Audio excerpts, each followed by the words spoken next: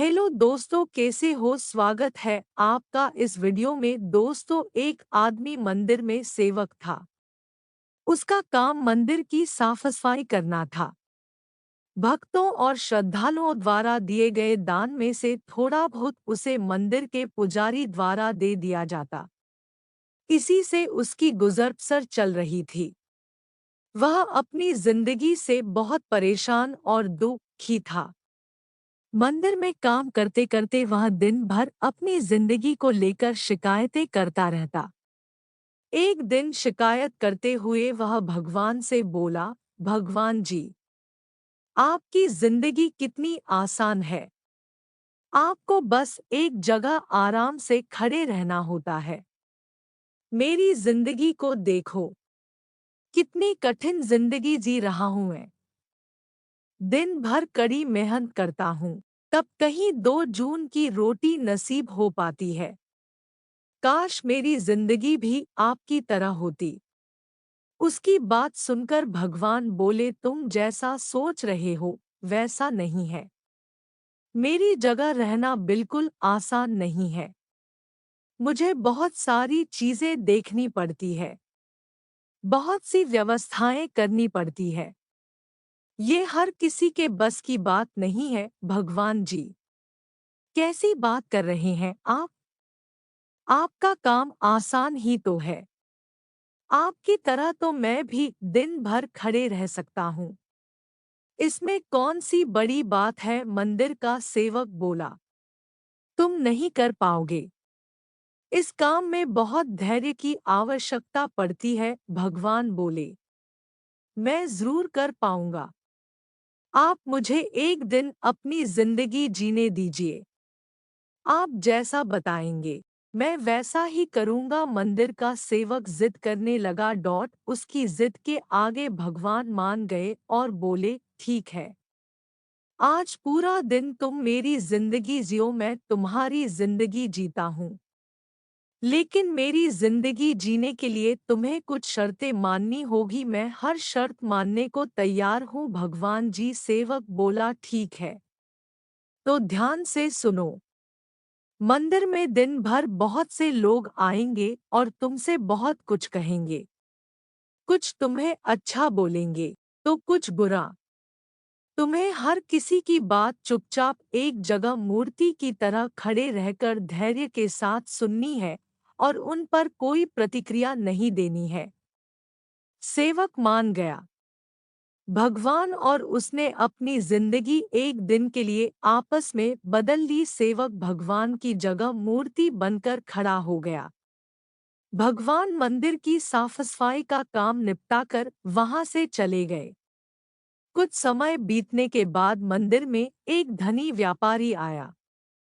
भगवान से प्रार्थना करते हुए वह बोला, भगवान जी, मैं एक नई फैक्ट्री डाल रहा हूँ। मुझे आशीर्वाद दीजिए कि यह फैक्ट्री अच्छी तरह चले और मैं इससे अच्छा मुनाफा कमाऊं।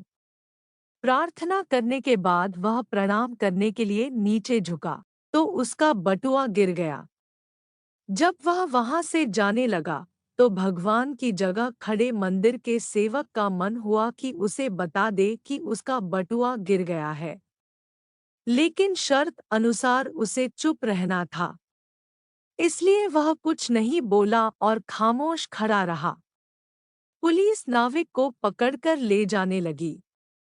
भगवान बने आदमी को अपने सामने होता हुआ ये अन्याय सहन नहीं हुआ। शर्त अनुसार उसे चुप रहना था, लेकिन उसे लगा कि बहुत गलत हो चुका है।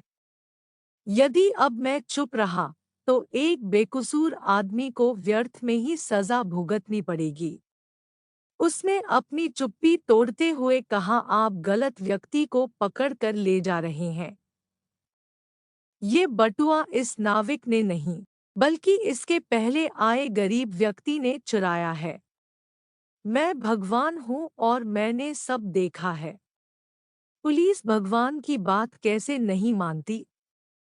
उनकी बात मानकर उन्होंने नाविक को छोड़ दिया और उस गरीब आदमी को पकड़ लिया जिसने बटुआ लिया था। शाम को जब भगवान वापस आए तो मंदिर के सेवक ने पूरे दिन का वृतांत सुनाते हुए उन्हें गर्व के साथ बताया कि आज मैंने एक व्यक्ति के साथ अन्याय होने से रोका है।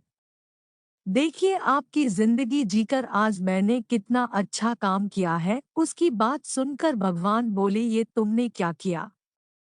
मैंने तुमसे कहा था कि चुपचाप मूर्ति बनकर खड़े रहना, लेकिन वैसा न कर तुमने मेरी पूरी योजना पर पानी फेर दिया। उस धनी व्यापारी ने बुरे कर्मों द्वारा इतना धन कमाया है। यदि उसमें से कुछ पैसे गरीब आदमी को मिल जाते तो उसका भला हो जाता और व्यापारी के पाप भी कुछ कम हो जाते। जिस नाविक को तुमने समुद्री यात्रा पर भेज दिया है, अब वह जीवित वापस नहीं आ पाएगा। समुद्र में बहुत बड़ा तूफान आने वाला है। यदि वह कुछ दिन जेल में रहता तो कम से कम बच जाता। सेवक को यह सुनकर एहसास हुआ कि वह तो बस वही देख पा रहा था जो आंखों के सामने हो रहा था। उन सबके पीछे की वास्तविकता को वह देख ही नहीं पा रहा था। जबकि भगवान जीवन के हर पहलू पर विचार अपनी योजना बनाते हैं और लोगों के जीवन को चलाते हैं। हम सब भी भगवान की योजनाओं को समझ नहीं पाते। जब हमारे साथ कुछ गलत हो रहा होता है या हमारे हिसाब से कुछ नहीं हो रहा होता है, तो अपना धैर्य खोकर हम भगवान को दोष देने लगते हैं।